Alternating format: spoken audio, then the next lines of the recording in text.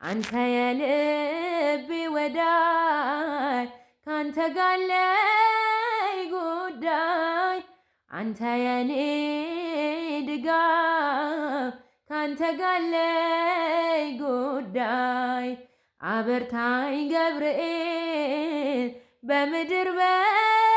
በሰማይ ምስራች አሰማኝ ናልኝ ከአርያም ላይ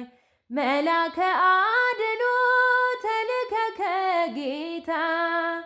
የመከራዬ ቀን ጉልበቱ ተመታ ከእንግዲህ የሚያሰጋኝ ማነው በሕይወቴ እያለ ማምለጫ ገብርኤል አባቴ አንተ የልቤ ወዳጅ ካንተ ጋር አለኝ ጉዳይ